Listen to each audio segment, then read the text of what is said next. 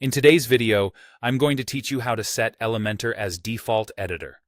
By the end, your pages and posts will be ready to open with Elementor, so you can design with a visual, drag-and-drop experience without extra clicks.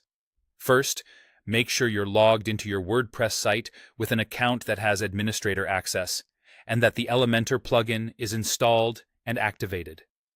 From there, head to your WordPress dashboard. This is the main admin screen you see after logging in, and it's where all the settings for your site live. Next, look at the left-hand sidebar and click Elementor, then choose Settings. This opens Elementor's core settings panel. If you don't see Elementor in the menu, double-check that the plugin is active in the Plugins section. Inside the Settings area, stay on the General tab. Here, scroll until you find the section labeled Post Types. Post types are simply the kinds of content your site can have, most commonly pages and posts. This section lets you tell WordPress which types of content should be editable with Elementor. Now, enable Elementor for pages and for posts by checking both options. Turning these on means Elementor becomes the editing experience for those content types.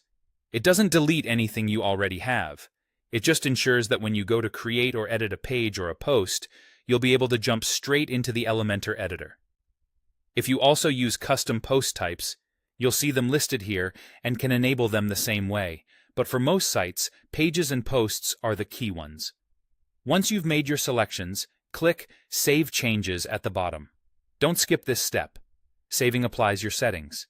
You should see a confirmation message that your changes were updated. From now on, when you create a new page or post, you'll see the Edit with Elementor option front and center. If you're coming from the block editor, you can still switch back if needed.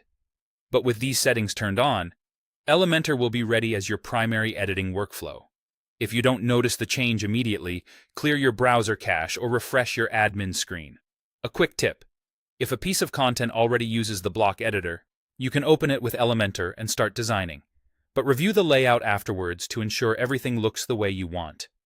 And if you ever need to revert, just return to the same post types section, uncheck pages and posts, and save again. That's it. You've set Elementor as the default editor for your site's pages and posts, streamlining your design process and saving time on every build.